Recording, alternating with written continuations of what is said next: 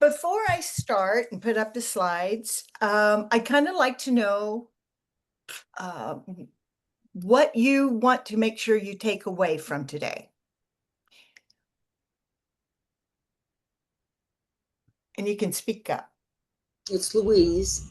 I'd like to take even more knowledge about the both subjects, the grief and trauma. I'm always interested because I've had both in my life. I'm an old buckaroo. To tell you how old I am, I'm married 61 years, which is pretty good to the same guy without killing each other.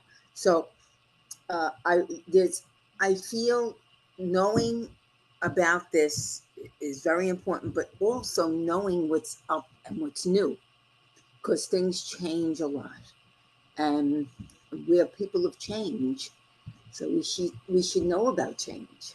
So that's what I'd like to take away. Great. Okay.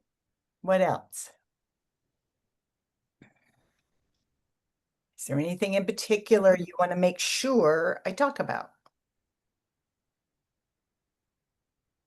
Yeah, Tony. I'd like to understand more about how grief and trauma affect the body directly, and how the body can help recover. Great. Yes, Nikki.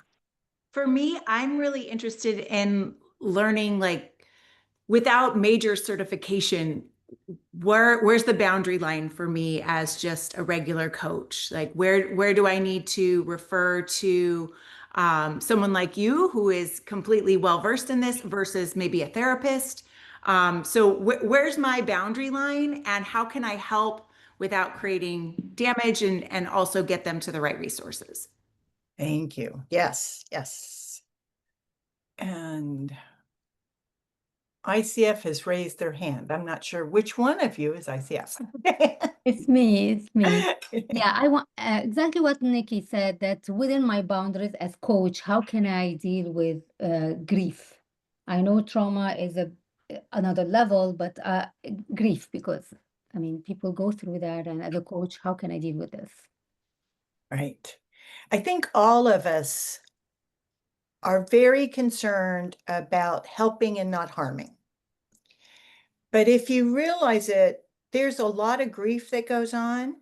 I want to make sure that you understand when it's moved into trauma, and when that trauma is something that probably you can handle versus, no, we better send them to a trauma specialist. Okay. As we go, I've got a lot of slides and you will all get a copy of them. So I will kind of go through them, but if you have a question, you can put it in the chat, but you can also just speak up. It makes it a little bit more interesting for me as well. And if you have a question, I guarantee at least somebody else is thinking it, but hasn't been brave enough to ask. Also, if you disagree with me, or it didn't make sense, please stop me and let's get clarification. I could be wrong, or it could be that I stated it wrongly. So I'm not offended by that. That doesn't make sense. Okay. All right. So let me share.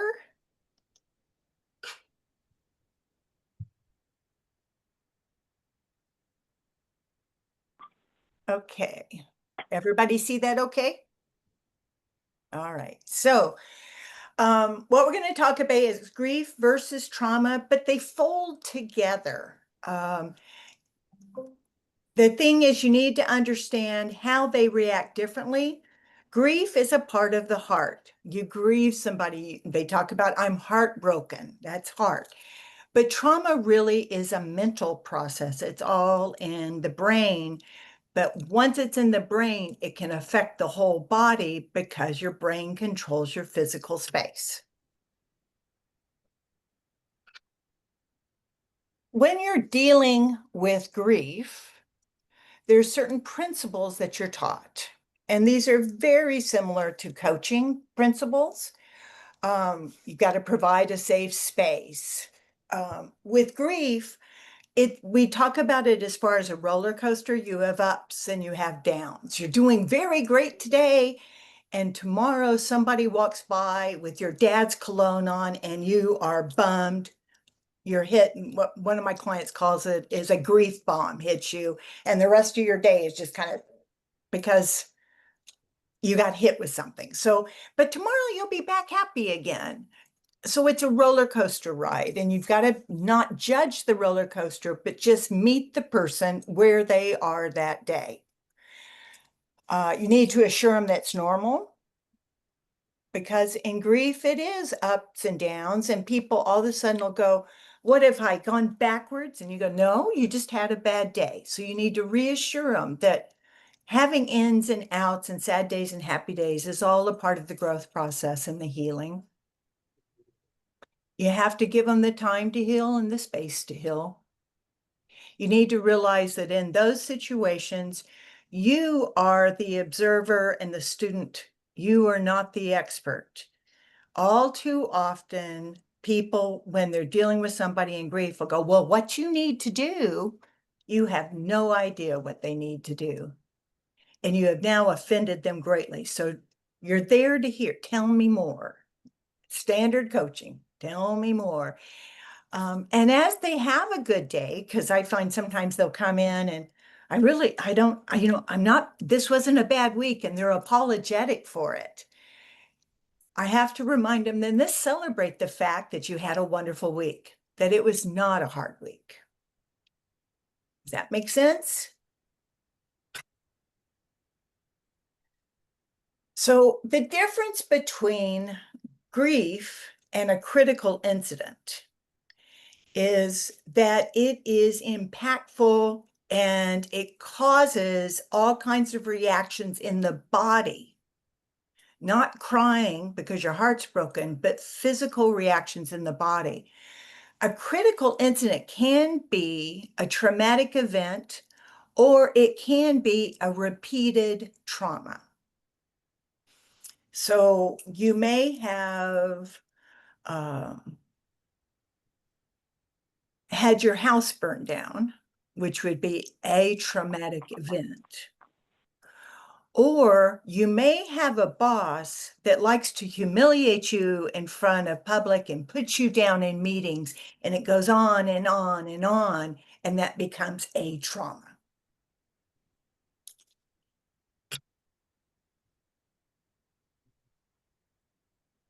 So with trauma, you have an event that happens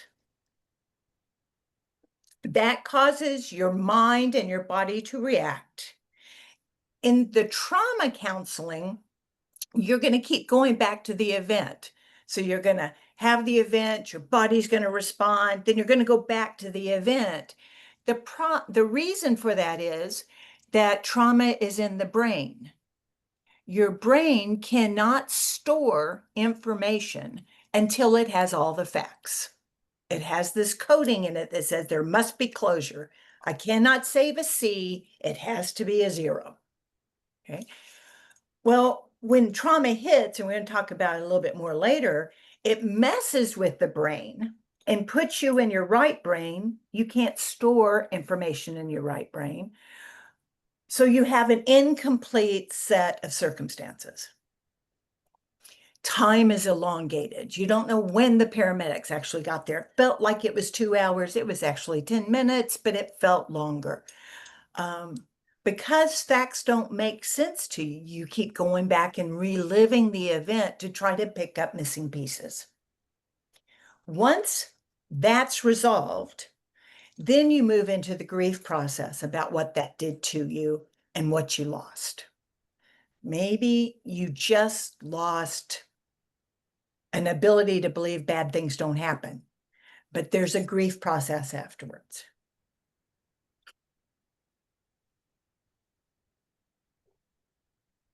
Things that can contribute to make an event a traumatic event are how close it was to you or how gory it was.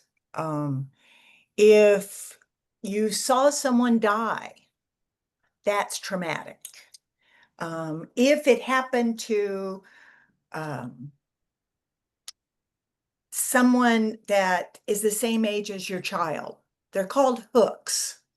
So like when my boys were young, if I was asked to come to a debriefing with a group, but there was a child anywhere near the age of my sons involved, I wouldn't take it because that's a hook. I could get traumatized by hearing their story. Okay.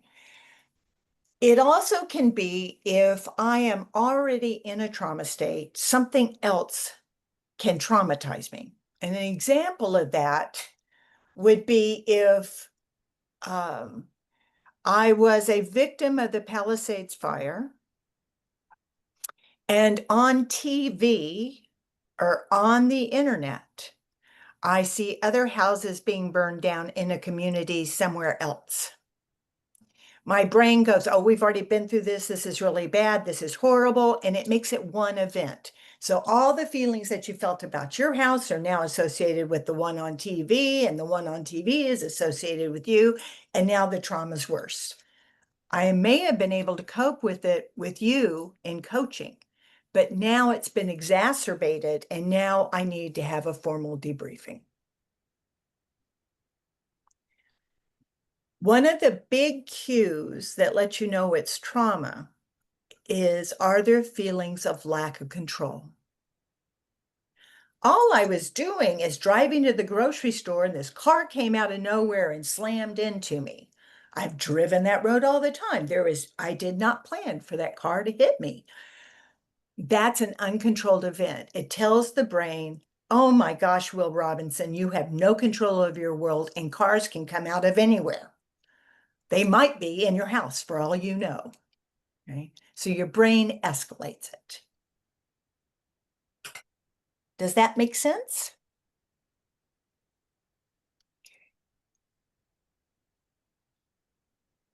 So one of the crazy things about trauma is that we really have not changed since caveman. Some scientists believe that the reason we haven't changed is because our brain can create tools and do all these things, so we don't really have to adapt. A lizard has to adapt because it can't make tools to protect itself, but we can build houses, we can do all this other stuff. So when your brain says, warning, Will Robinson, this is a problem, it reacts like a caveman would. So it's a scary scene in a movie. Your brain says, oh, there's a saber-toothed tiger coming to get me.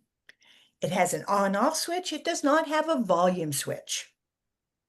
So you almost get hit by a car. Your body responds like you had gotten hit by a car. It doesn't know volume.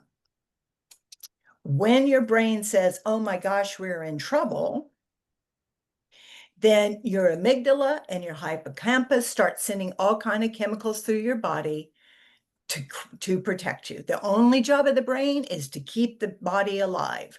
So it starts sending things out. Well, if you had a near miss, you really don't need to be flooded with adrenaline, but you are.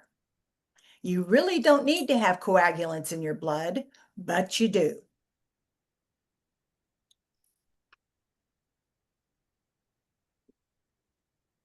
Once we get through this process, we can deal with the grief. But we have to deal what's going on with the body before we can get into the grief situation. We've got to get out of our heads to deal with the grief. So this is literally how the brain protects you. Now, the brain thinks, oh, there's this tiger that's coming up to get me, although it was just a red Honda, but we're going to say it's a tiger in your brain. So it says, what are the things I have to do to keep me safe?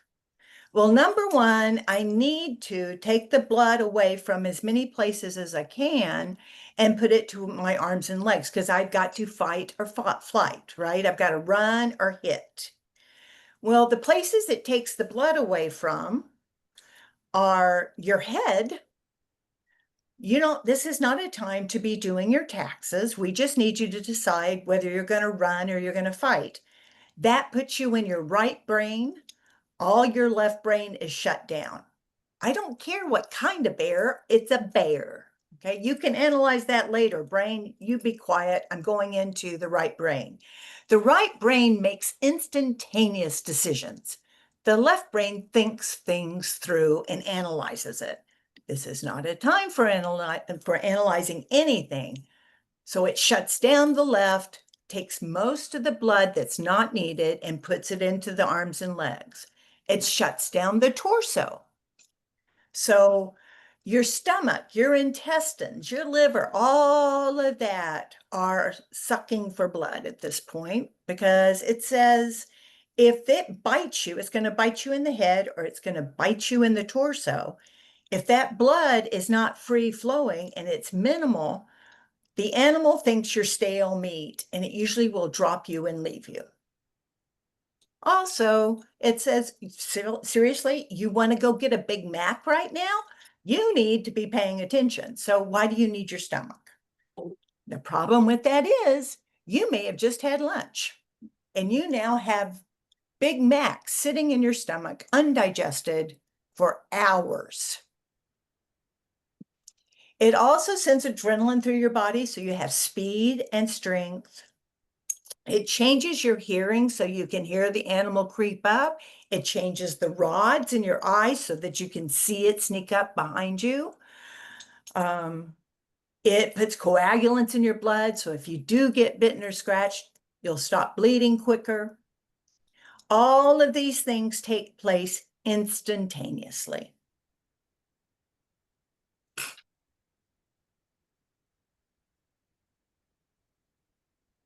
So afterwards, when the shock disappears, you're going to have stomach issues because you've had stale food sitting there for a while and your intestines have not been flowing. You have headaches because of all the adrenaline and the coagulants give you headaches. Your limbs are sore because they've had all that stuff going through them and you've been tight and tense.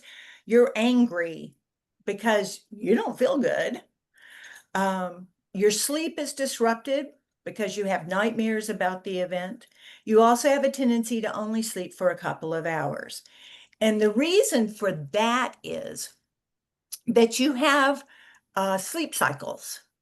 So you go into that light sleep, and then you hit an REM sleep, and then you go into light sleep, then deep sleep, then light sleep, then REM. And REM is that rapid eye movement, and that's where you dream.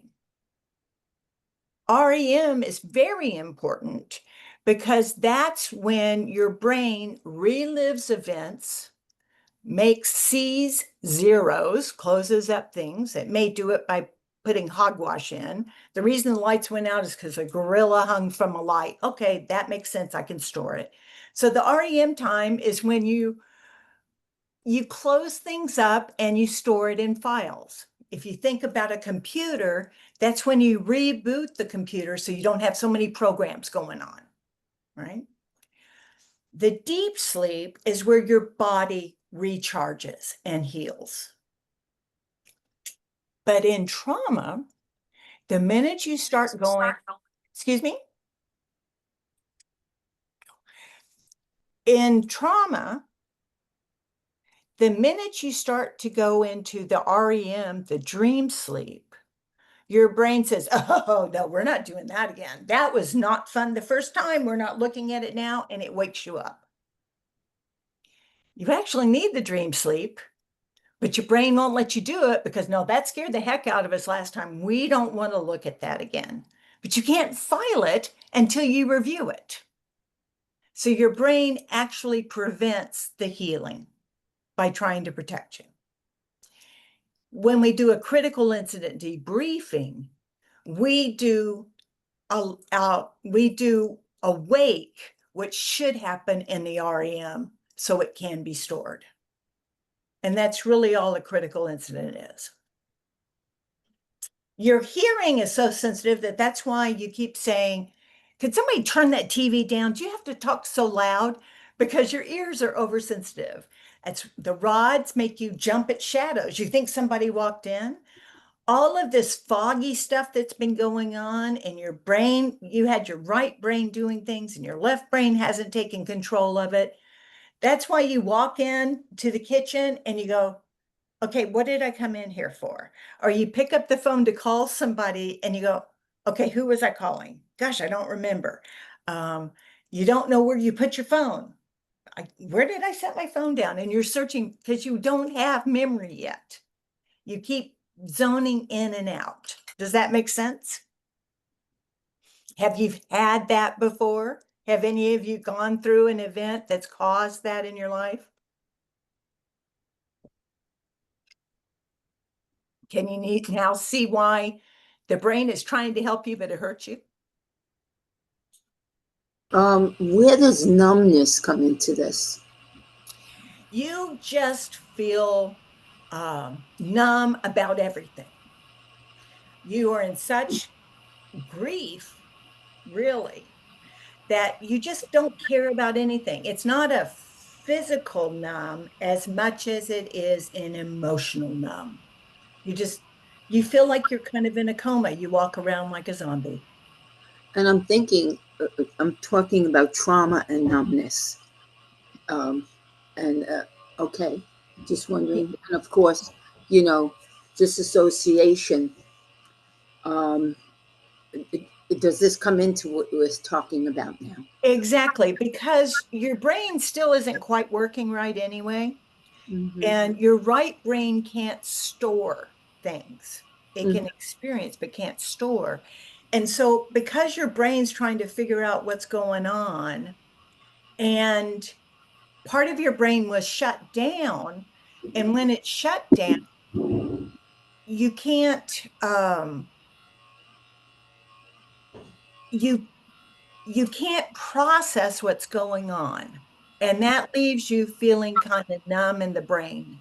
You're overwhelmed.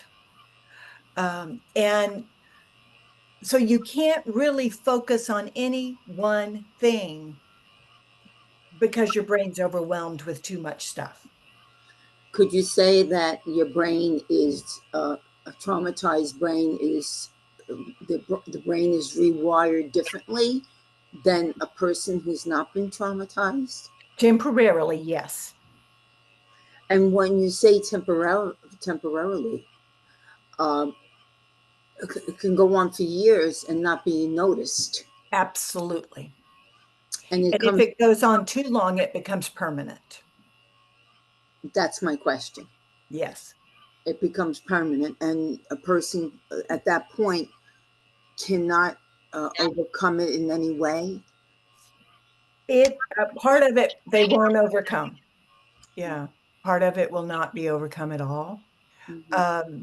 I did, when I worked with the people with 9/11, I did find that people that came in a year later, Mm-hmm. we could reverse it. It just took a lot more time Mm-hmm. because they had built all these other um, you build behaviors to support the trauma. So you Mm. have to unlearn behaviors as well as deal with the trauma. Oh, that's Like so interesting. scab on scab on scab, kind of. It's so interesting. Thank you Okay. for that. Oh, absolutely, Nikki. So my question was going to be really about timeline because I've had like a near miss where I was almost hit by a car and all of those things happen and then that sort of fades away and I go about I'm shaken up maybe for a day or so, but it goes back to normal. And then there are things in my life where like I was assaulted on the street in New York Mhm. and just I was throat punched during a time where they were doing those crazy random people were getting throat punched. And I was in a state very much like this for several days. Mhm. Um, and again, when my mom passed away, but a little bit differently. But like some of the things stayed on much, much longer, like the brain fog and the inability to have closure and process things. But then some of the things like I've never run so fast in my whole life when I ran on that street. Like my sister, who's a runner, I left her in the dust. I was like Carl Lewis. And I don't even know where that came from. But so it makes sense that it's like that biology kicking in. So I was curious what the timeline was how long people stay in these states. It depends on the event and how long it's been. Now, with the near miss, a lot of us have had near miss. Every time you have a trauma, you learn, your brain learns how to cope with that trauma. Okay. So your grandparents' death helps you cope with your parents' death, kind of thing. So if you've had near misses before, you go, okay, it was a near miss, everything's fine. Get your mind on something else or whatever your coping thing is. And your brain goes, okay, she's in charge. She's got it. All right. She has control. Trauma is, I don't have control. Now, when somebody out of the blue on the street that you're walking on sucker punches you, that's out of your control. That's not expected. Now, anything can happen. If that can happen here, what else can happen? So it takes longer for your brain to decide it can trust you to protect it either. So, you're stupid. You walk on the wrong street. Look what happened. All right. So that makes the trauma longer. Another thing that can make the trauma longer is if you are a witness to something, but you're helpless. Or it is someone you really care about. So, your father is sick, he's been in the hospital, he's been moved into hospice, and he passes. You've had all that time to prepare. This is a logical ending. You knew it was coming. Grief is there, but not trauma. If you are on the golf course with them and you're having a great day and all of a sudden he drops dead from an aneurysm, that you did not prepare for. That was out of control. That one will stick with you.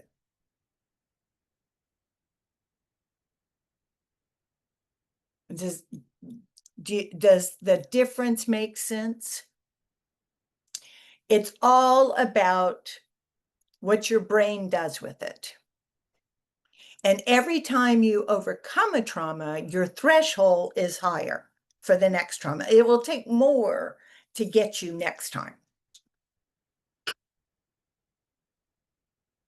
Okay, so here are signs.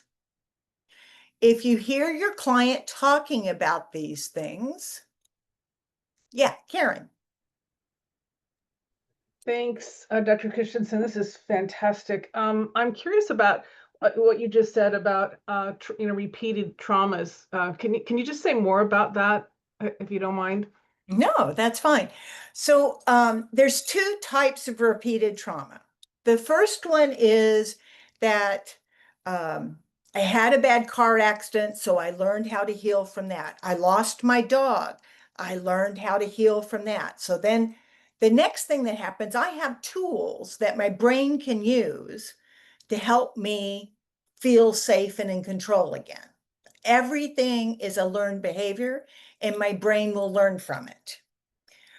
So like if I'm talking to someone and their mother has passed, one of the first questions I ask them as a coach, what other losses have you experienced in your life? If you're from a farm in Texas, you've had animals die all over the place. Some that you really cared about. That's a loss that you learned how to handle. But if you're in California, it is not uncommon for me to have somebody say, I've never lost anything. What about a pet? I've never had a pet.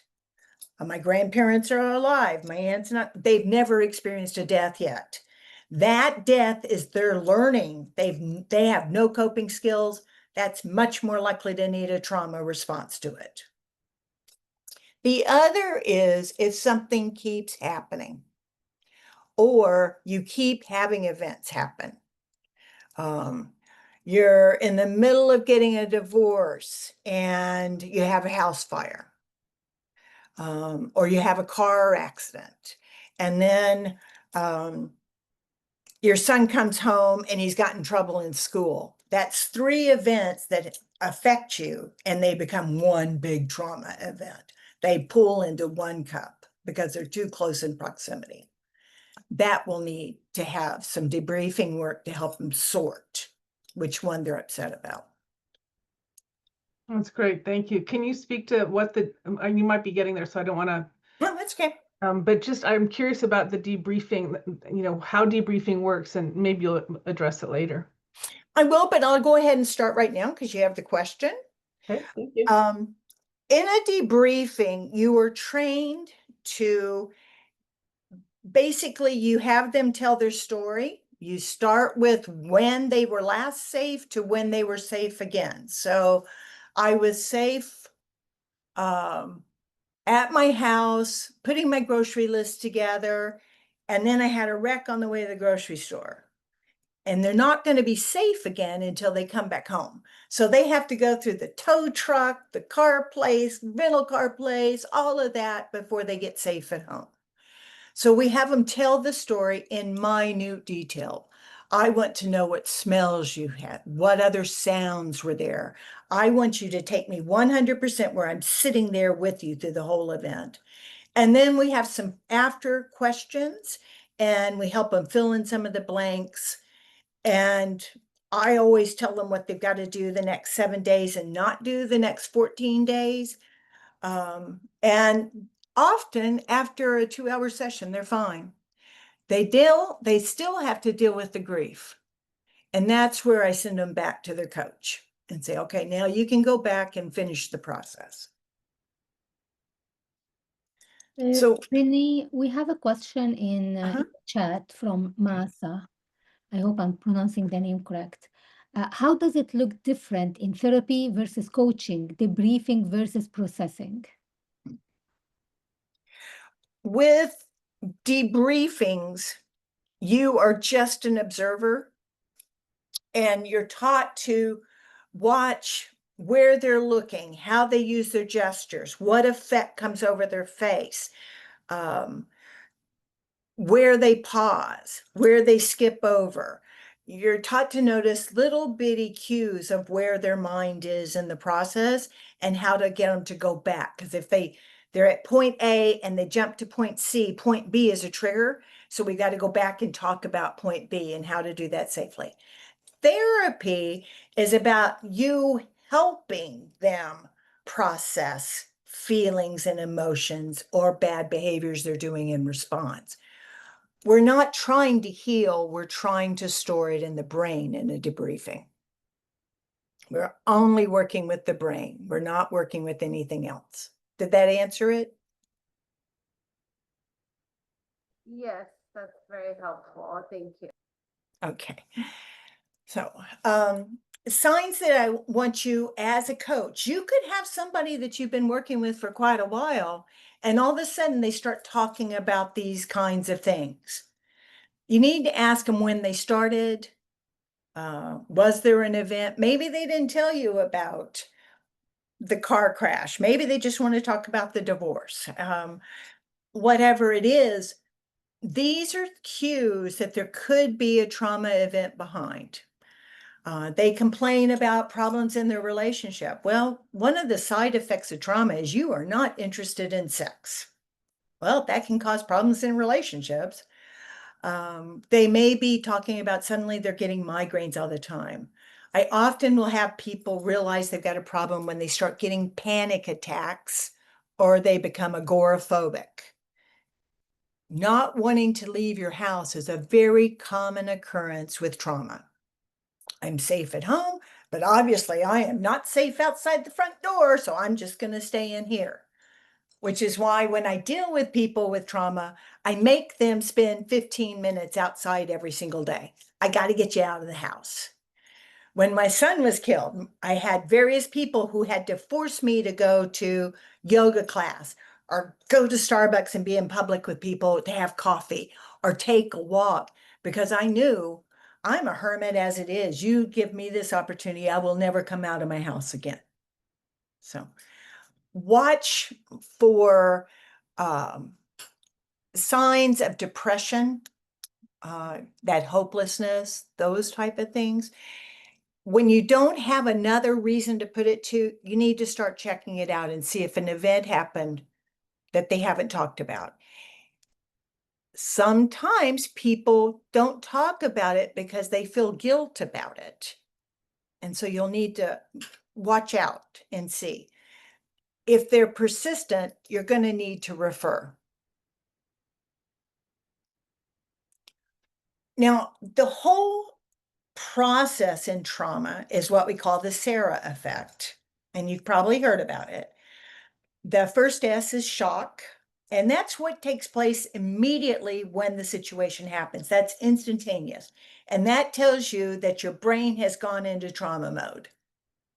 And you know that feeling where all of a sudden you're kind of disoriented, you're kind of not in your body for a minute.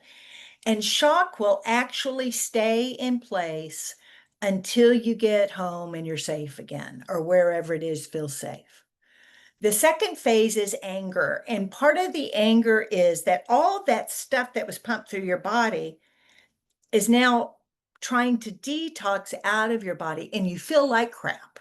You have all this adrenaline, you haven't slept, you're kind of mad the event happened, and it manifests as anger. So it's not uncommon to have somebody kind of snap at me at the beginning of a session. And I go, okay, they're in anger. At least they're out of shock. This will go faster. But you don't want to get angry with the person who's angry. At 9/11, as soon as LAX opened, I was sent there to help debrief people as they came in, as they flew in. So, number one, they had a debriefing session is, maybe 10 people at max. They would have 45 people in this session. I walked in and went, oh, this is going to be horrible. It's not even set up right. The person who was supposed to lead it was a therapist who had been trained by her supervisor on how to deal with this, but not trained by Mitchell's model. Everybody sat down. I was just going to be her second in command. And second in command just kind of watches to see if somebody looks like they're in trouble or if somebody's really having a problem. You can walk out with that person and help them privately. So sits down, starts the meeting. A flight attendant says something. The therapist, who's supposed to be in control of sessions, corrects her. That woman jumped up and was heading to punch out the therapist. I jumped up, I separated the two, and I said, okay, let's start over. Let's all calm down. Could you sit down? I'm now in charge of the meeting. And I went around and everything was fine. You never, ever take charge of an angry, traumatized person. They already are dealing with the fact they lost control. Do not try to control them. Try not to react to the anger and just let it go. If it keeps escalating, if they get in trouble, anything like that, they've got to go to a trauma person. I had a situation one time where I'd done the debriefing and the guy said, I really think I'm fine. I said, okay. And I said, but watch out. If anybody starts having anger, I need to see you privately. And he calls me the next day and goes, does putting my fist through a wall qualify as anger? I said, yep, I think you hit it there, right on the button. Let's sit and talk. So it's not bad. Just don't climb in there or you will escalate the problem. The third phase is resistance. I call it timeout. When people kind of get that, they're fatigued from dealing with everything. And I ask them to just go on a mini vacation. Go take a hike for the day. Go sit at the beach. Don't do anything that has anything to do with the trauma. Get away. Just totally, this is a no, I can't do it day. You're going to play. You're only going to play. That usually gives them their strength back. At that point, they can just accept it was a bad thing and I don't have to think about it anymore. With bad trauma, though, they have to do something to help somebody else to finish the process. So maybe they want to do some volunteer work. Maybe they want to help somebody in another session. But there's this need for closure that involves helping somebody else. not just sitting here with the knowledge, but spreading it. So you may need to help them think of something that lets them help somebody. Sometimes it is writing a letter to a person and telling them how important that person was. So you saw somebody die and you write the wife a letter and say, this is how important that person was in my life at work or whatever. So when to refer, things get severe. Any of those on that list start escalating. The spouse calls and says, look, and this is really becoming a handful. If they've come in, they tell you this happened, but the symptoms last more than a few days, then they're getting stuck. They need to be referred to a trauma person. Anger, of course, we talked about. Sleep problems. The more they have sleep problems, the more the anger is going to come out. So they're really tied to each other. One of the things that I always look for, and if you watch the news when they're interviewing people, you can tell the people that are traumatized from the people that are enjoying the attention. Traumatized people look away when they're telling you the story because they're watching the movie and they are back in the scene replaying it. A person who is enjoying the attention looks straight at the camera and talks directly with them.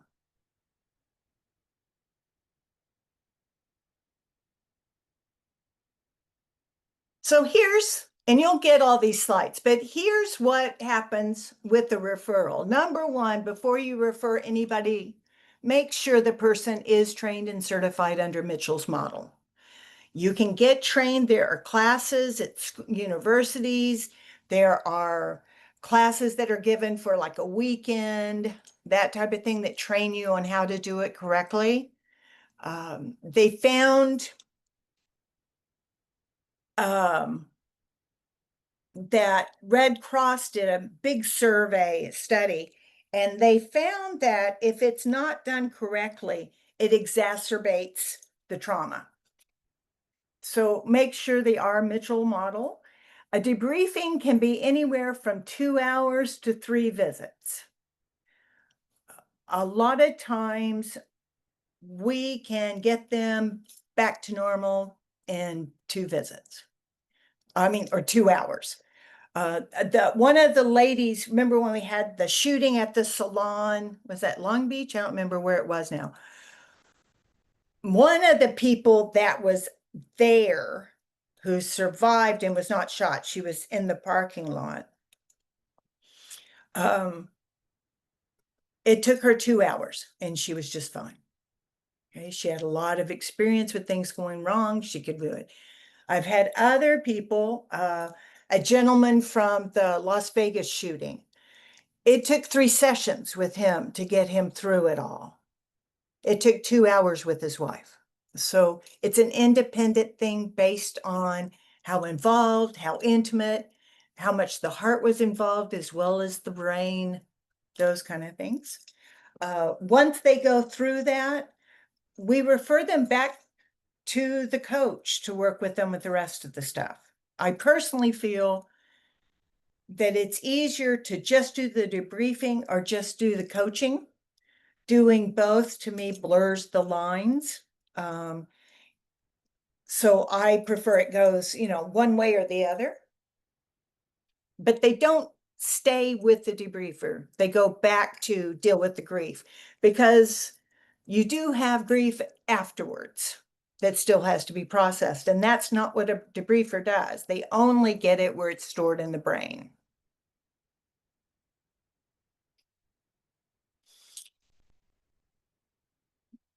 So you've got to be the safe place in any of this. So let's say that they are traumatized, but they don't need a debriefer. They're staying with you. You have to make sure that they know that you are the safe place. If there's a criminal situation going on, everyone else outside is not safe. They've taken the coroner took the body, the detectives are investigating you. The media is putting their own slant on things. Anything you say will be used in the wrong way about somebody. So they have to know that you are the safe place that they can talk. And that can involve a variety of things. They may say, I would rather do it on Zoom for a little bit. Make sure they don't use that as an excuse to not get out of their house. You may need to use a fictitious name, especially if there's court going on. When Nicole Simpson's family came to us back when I had another business that Joanne was part of, and they wanted to have some family coaching, counseling going on for them as they went through the trial. But there was a lot of fear of anything getting out to the press or anything else about this. So they called, and what we did is we shut down the office so that nobody was in the office. I let them come in the back door. I set them up with their person in a room with no windows because they were afraid of somebody being able to take pictures of them in there. We put the file name under a fictitious name, and I locked that file in my personal drawers rather than in the file cabinet where other files were kept. Just in case something came in, I didn't want a member of the staff being able to pull the file and copy it. So sometimes you got to use a fake name, be very cryptic in notes. You never record these sessions ever. There's a lot of fear, so don't do anything that elicits fear. If it's just one person, don't have other people in, not their parents or anything else, unless they were also involved in it. Being watched and observed takes you out of the inside. It makes you focus on someone else. Okay? All right.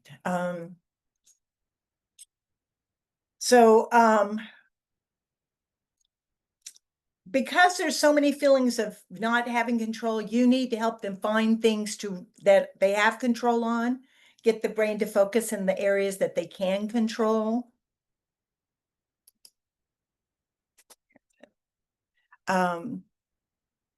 Remember to keep letting them tell their story.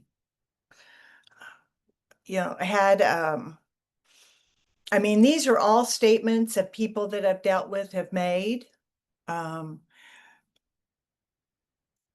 That the whole thing is that this bad event happened, and maybe they've dealt with the trauma, but there's still a lot of grief going on.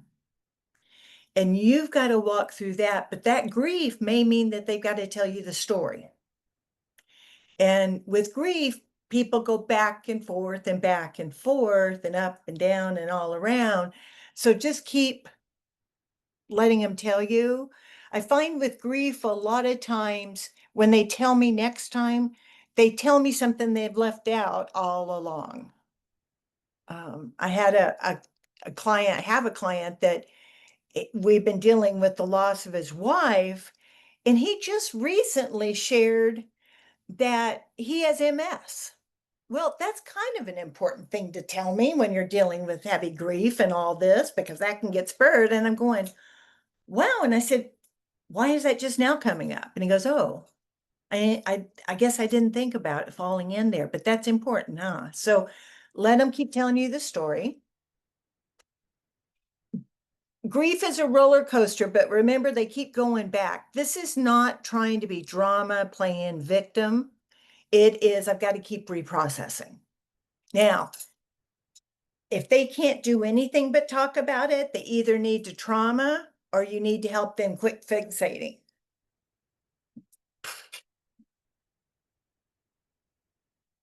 Anytime there's with the judicial system, that takes on a different level for both grief and trauma.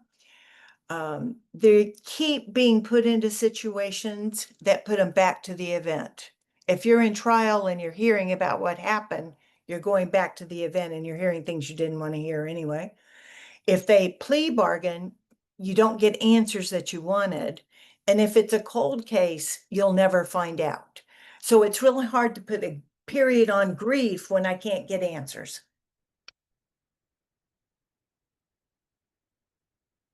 Again, about the anger, if someone's getting kind of stuck in anger, give them things to do. You need to put them outside, get them in the antidepressant sun, get them to do something physical. Go take yoga, go do kickboxing, go take a hike, go to the beach, go surf, go swim.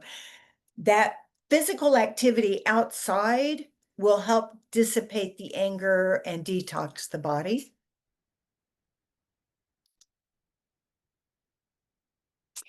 These are things I have everybody do, whether it's grief or trauma. Say for the next 7 to 14 days, I would like you to do the following. I want you to take prenatal vitamins. I have to tell the men it will not make you pregnant. Don't worry about it. I want you to eat lots of greens. I don't care what kind of greens. Eat canned tomatoes, not fresh. Canned tomatoes in the stewing process, they become an anti-carcinogen. A lot of people have cancer in their past. Trauma and everything can scare them. Let's go ahead and beef up that part of their body. You want them to get high in iron. You want them to eat the foods that help them detox, like jalapenos, onions, garlic. At least 8 glasses of water or juice or broth or tea, whatever it is, but I want a clear liquid. Again, that helps with the detox. I also tell them don't watch the news. The last thing I need is for them to see that wreck or that fire or whatever over and over and over again. It's just going to keep the trauma growing. And again, like I said, get 15 minutes. The other thing that's really important is I ask them what's easier. Do you like to laugh or is it easy to cry? Some people, I cry at Hallmark commercials, so crying's easy. But a lot of people don't cry. Your body does not know the difference between a hard cry and a hard laugh. So I will tell them, go watch the funniest movie you can think of that's really going to make you laugh. Do not feel guilty about being happy in the moment, but go laugh. That's also why sometimes you have somebody at a funeral start laughing, because laughter is how they process rather than tears. They're not being rude. It's just how they do it. Okay, let's see.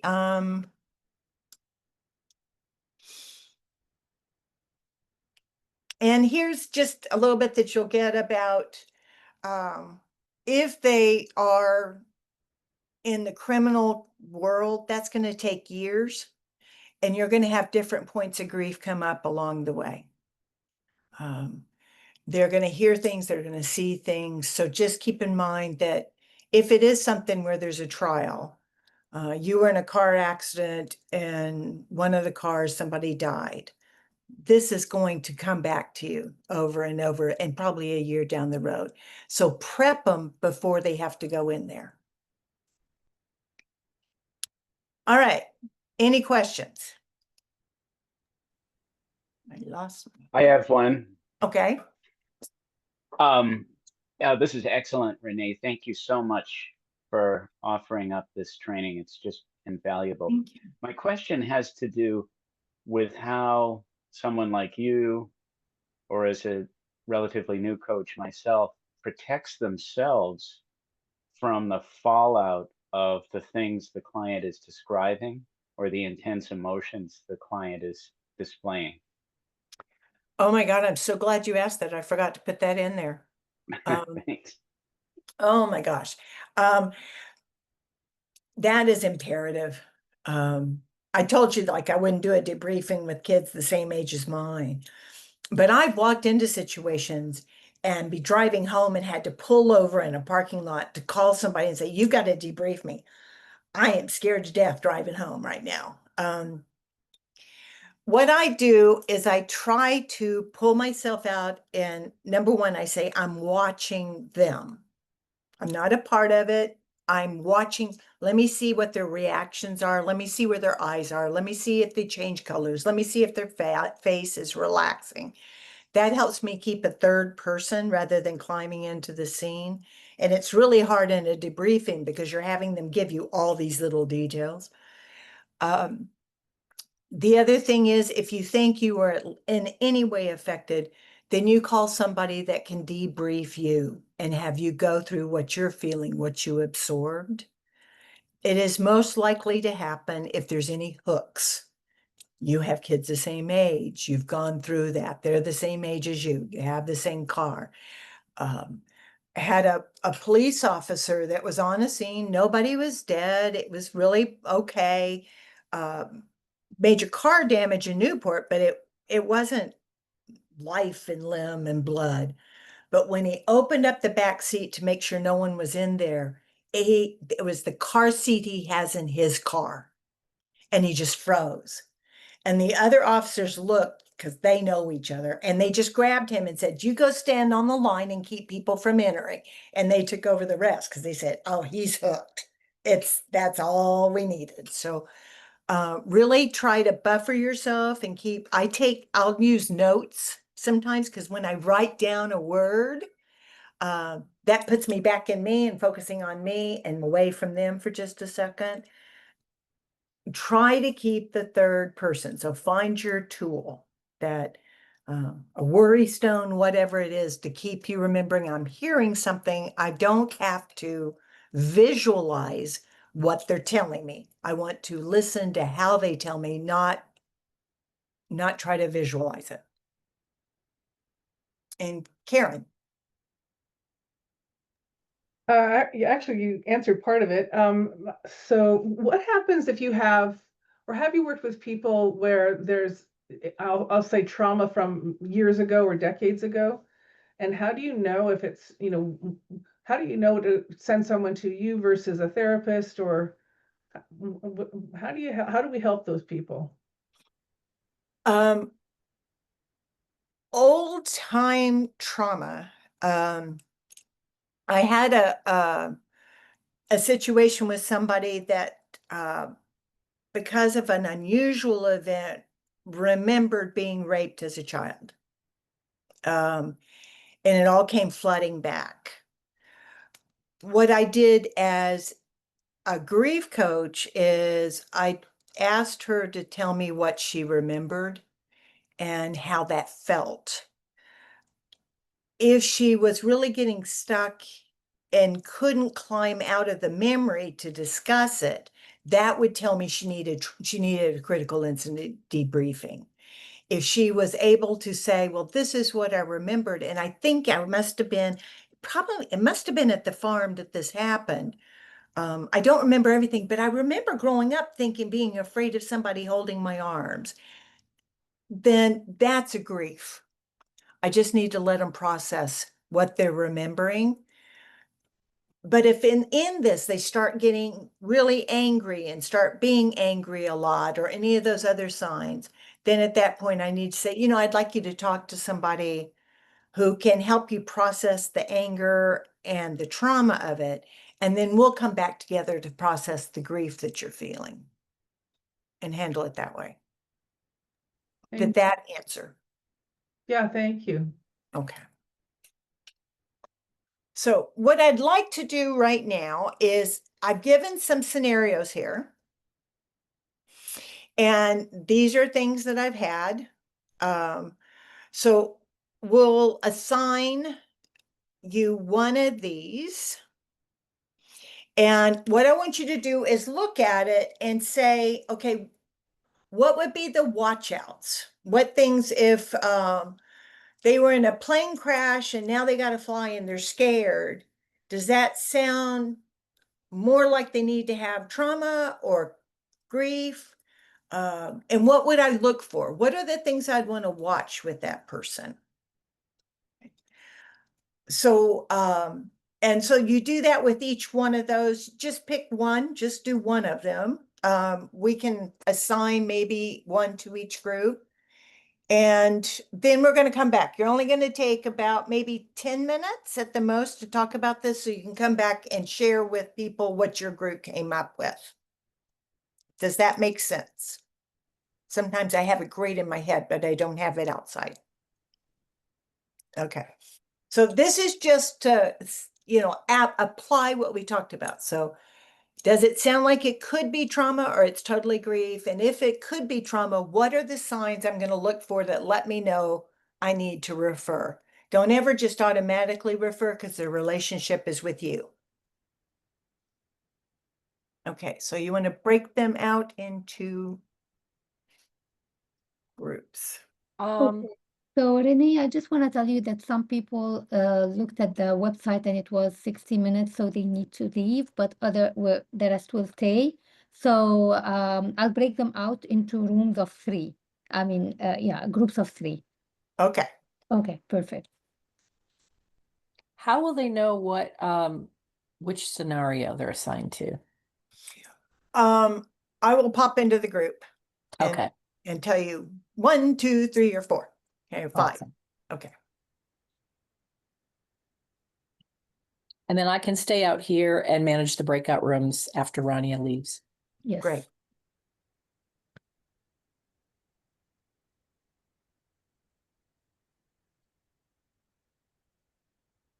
Oops. I accidentally got put into a room, so. Oh, okay. Let me redo them again. Yeah. That's me okay. too. They still have 3 people. They just wouldn't have 4.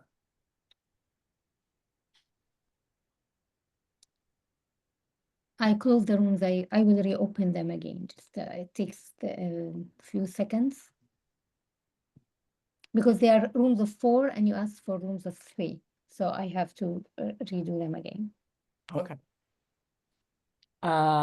Do we need to put Brenda in a room? Brenda, are you gonna be able to participate?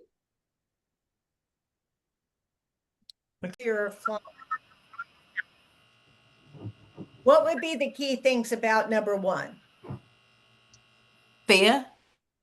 Yes, there's fear and phobia now. And that's a sign of trauma. Mm. And what were the details of the crash? Were there people that actually, passed, or was it, what was the details? What was the circumstances of that? That's the first question you have to ask them. Yes. Thank you. You were my plant. I have no idea what it is right now. I just hear a sign of trauma, but I don't know. If it was we all walked away, it could just be, I haven't had a chance to deal with this yet, and I just need to deal with some fear, and a coach can deal with that. You don't need trauma.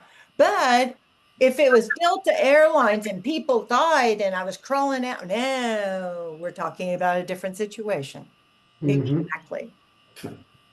So you think it could be serious? Ask me to call it. So the second one, that the man requests an appointment, but doesn't want to tell you anything really until after he comes in, and then he tells you that he was assaulted.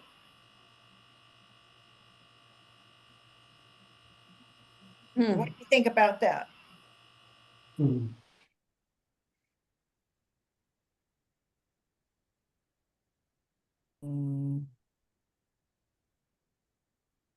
Well, I think this is a trauma because he put it off, he banked it in the back of his brain, and finally it came to the front of his brain, and now he's talking about it. So I'm just thinking it's trauma. Go ahead. I'm thinking it could be grief if he's got to that ashamed place, because he might have come to that acceptance, but he's grieving for what was lost, something that he lost. Maybe he lost, I don't know. He didn't have a sense of confidence. Maybe he lost his confidence, or I don't know. In this situation, I thought, oh, well, this is going to be trauma because it sounded awfully traumatic to me. But for him, he felt he lost his manhood and it was grief. It Ah. wasn't until I got in there that I found out, oh, what was I wrong? So it ended up being a grief. Mm-hmm. But I had to hear what he was upset. I mean, my first thing was, oh, that would be traumatic. I wouldn't be walking out of my house. Each person's different. Client explains to you that she can't stop thinking about the flood. Her daughter's getting ready to go to camp, and she is frightened to let her go.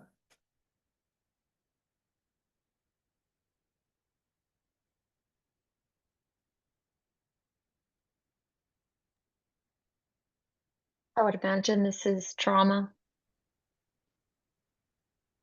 You can get traumatized by what you watch on TV. Think of all of us that got traumatized watching 9/11. Gail, you're on mute.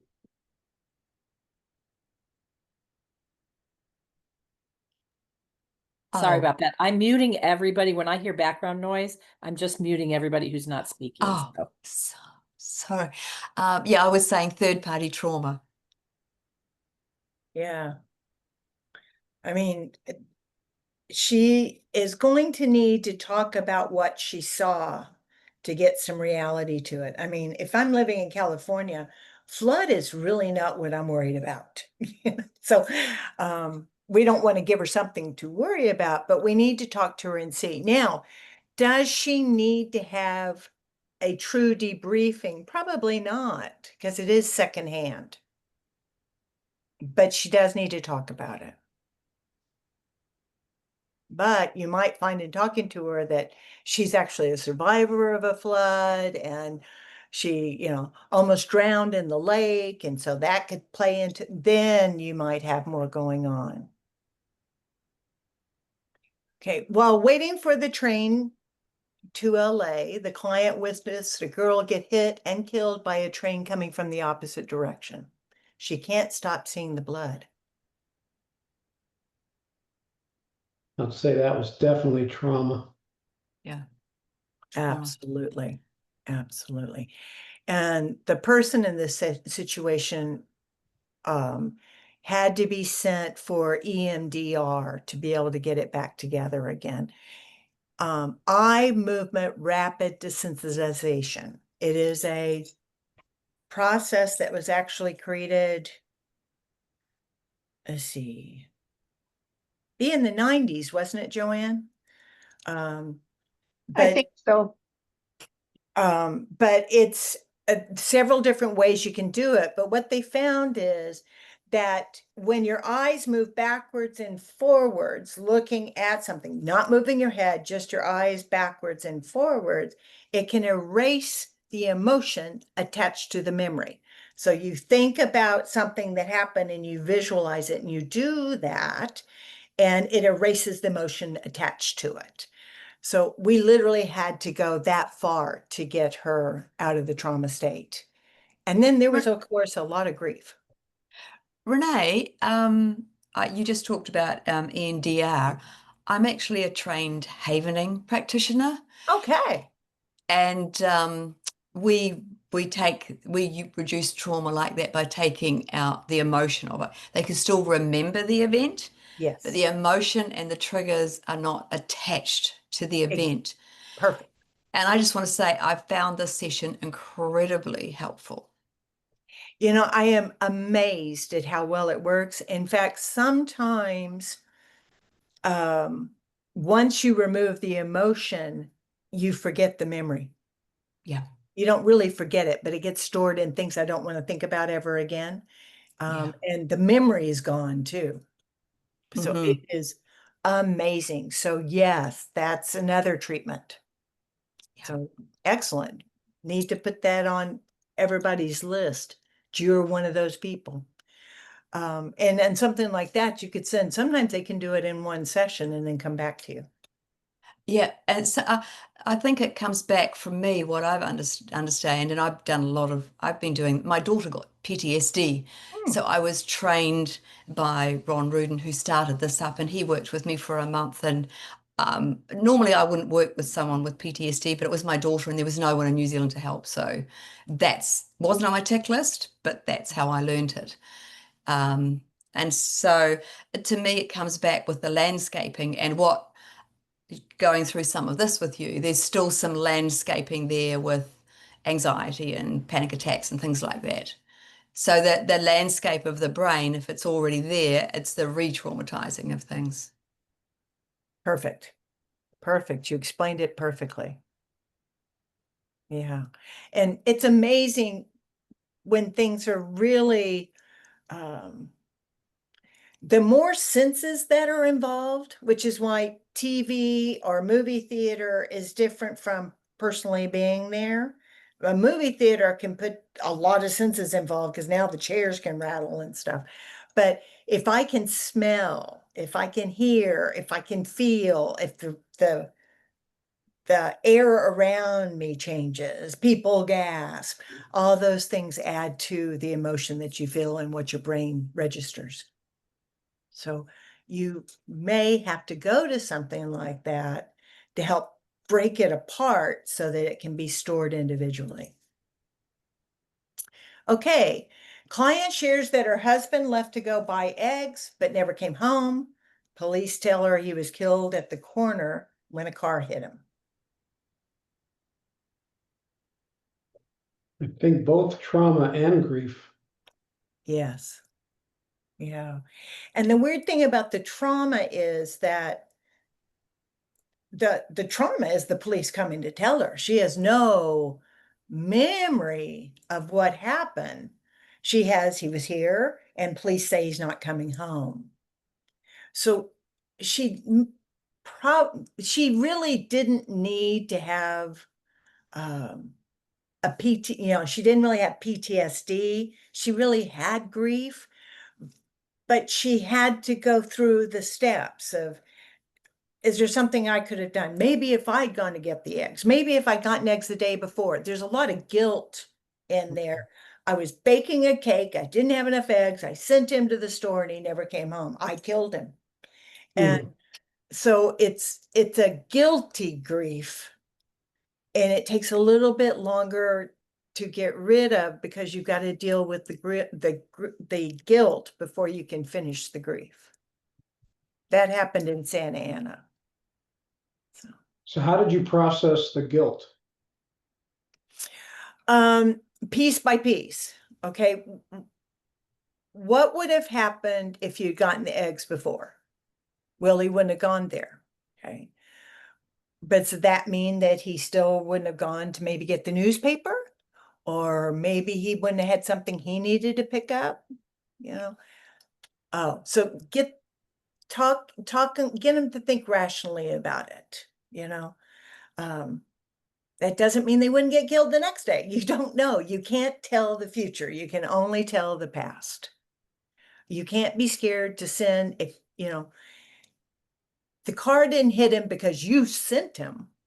The car hit him because the car was being stupid. It wasn't what you did. So breaking the ownership of it, you're not, as one person told me one time, you're not God. Why are you taking responsibility for him? So we just kind of, well, what about this? Okay, well, let's think that through. Did you really have control there? No. Well, I guess not. Okay, what's next? So her rational mind could take over, and then she could go, okay, and then we just, okay, let's talk about the loss. And then everything came out, because with some people too, it's easier to handle grief than it's easier to handle guilt than it is grief. And so they'll use the guilt to prevent processing the grief. And you just can't let them do it. They're talking to you because they don't want to. So you just have to be the gentle soul that asks the question like coaches do. We'll play that out. How would that work? I always think of Joanne with questions. She always had these great questions. Well, play that out. It's like, oh, okay. So Joanne was one of my mentors, by the way. So that's the reason I keep picking on her. So, okay. Any other questions? Was this helpful? Very, thank you. It was really helpful. Very helpful. Thank you very much. Oh, I appreciate that. Thank you. If you have questions, like I said, they will be sending you these slides. But if you have questions or you have a situation and all of a sudden you go, well, I don't know which one this is, feel free to call me, text me, email me, and I can help you talk through it and tell you what I think from the outside or questions you might ask to make sure. But I don't want you to run from it because a lot of times you actually can handle both as long as you know if things get really persistent in the bad things, send them. And if you ever feel like, oh, I'm not really comfortable, that's when you refer to. Go ahead and get an outside person and then come back. Don't ever push yourself in a situation where you're feeling uncomfortable. Thank you all for coming. I really appreciate it. Thank you. Thank you. It's been nice to get to meet you. So, Yeah. Can you put If anyone your wants to info stick around and give Renee a gem, something they got most valuable out of the session, please feel free to do so before you leave. Would you mind putting your contact info in the chat? sure.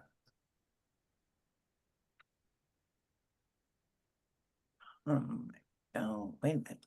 Let me chat.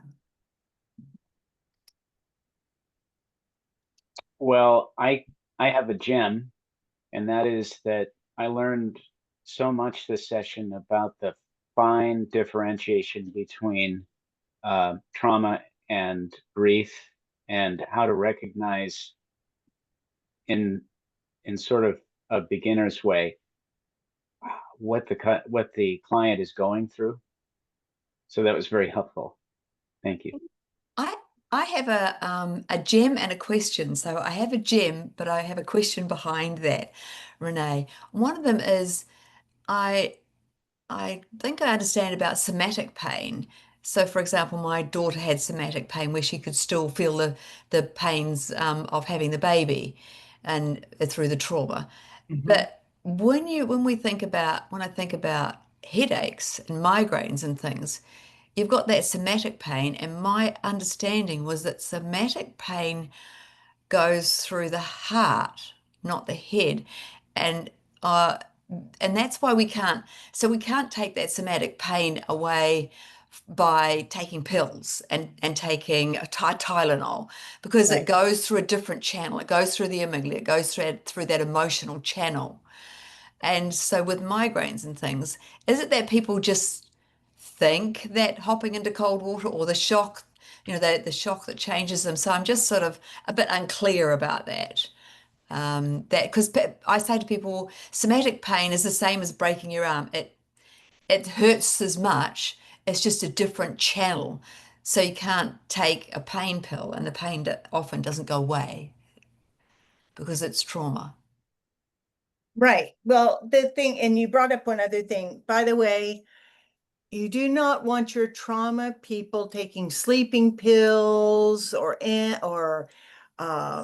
anti-anxiety, those kind of things, because that helps them mask rather than deal with. And sleeping pills bypass REM sleep, so that's not going to help you. Right. So I say no pharmaceuticals. If you need to sleep, try raspberry leaf tea, try Calm Sport, let's go herbal. Don't go pharmaceutical on anything. Because for one thing, the brain has sent all this stuff through you. And if you have, that will cause some of the pains. The other thing is, if I am stressed and I'm tense and I'm trying not to deal with this, if I have something in my body that is weak, that's going to get flared up. So that's when the medications or the Tylenols or whatever because with the havening, if someone is taking medication, sometimes it stops the channel. You can't get through the channel to remove the trauma. So, you know, with my daughter's case, we had to get her off all the medication and do protocols and get her off all the meds and then start. So we couldn't start until we got off all the medications. So that's one of the first things I ask people, are you taking medication for this? It's very important. I do the same thing with trauma. When 9/11 happened, a lot of people were immediately put on antidepressants and sleeping pills and all this. And I had to explain, you can't do both. You know, let me give you some herbal things that you can try, some, you know, let's work out before bedtime, let's do some other things. But if you mask it, how am I going to deal with it? And I think I was just thinking about it right then. It was just my insight. And this was a gem that really I need to have some resources to refer people to get detoxed out of those things, because a lot of these things you can't just stop taking. Like we went through a 3-week detox on all sorts of stuff. And I mean, I had disagreements with some of the medical fraternity, and they said, well, you do it if you want to. And so I said, well, I am. So I did. But it was like there's also the resistance of the medical saying, no, just take another one of these and I'm sure that'll help the depression or the anxiety or whatever it might be. So I think, you know, for me, I was just thinking it was a good, find a resource that can help people with the detoxification process. Well, and see, if they've got into that. I have, I'm a board certified holistic practitioner. I have a PhD in naturopathy. So I always go, you know, my kids grew up with what little white pill do I take, you know? So, you know, they didn't know that you went to the drugstore for pills. They thought you brewed a tea. So, so I always have that bent anyway. But if you think about cancer patients, there is a ton of grief and some trauma with a cancer patient. There's a lot of trauma about that phone call. There's a lot of trauma that is revisited with every checkup to see if they're still in remission. They are sick for 2 weeks before they get their blood work back. They are often on a lot of medication. So you can't always take them off everything. But you need to understand what each one is, so that you can see what the effect can be on their brain. What I would generally do is I refer to a havening practitioner. I say to them, I know you want to work with me, but I'm going to refer you to someone who's also a medical practitioner so they can understand the interactions. I will never work with someone who is on medication. Right. Well, and you know, there's times you have to, but if you do, it's going to take them longer. And so maybe I say stay on the antidepressants for right now, but let's see if we can do something else instead of the sleep pills, because I want you to dream. So let's try getting off that first, and let's try some other things that might work. And I'd rather you have a night of very little sleep than have a night of the wrong sleep. So if you get sleepy enough, you'll have a really good night's sleep. So, you know, don't go driving a lot. You may need to take a day off work, but let's see what we can do instead. When they trust you, they're willing to do that. Well, I hate to do this, but we are over our time. Renee, that has just been so wonderful. Thank you so much for giving us the gift of your time and your knowledge. The rest of you, thank you so much. You will be getting a survey by email within a few weeks, 3 weeks max. And in that survey, it's going to ask you about the session, and then there will be links to your CCEUs and to this recording. Thank you so much for being here. We really Thank you, guys. Thank you. Bye, everyone. Thanks, everybody. Bye-bye. Have a great one. Bye, Joanne. You look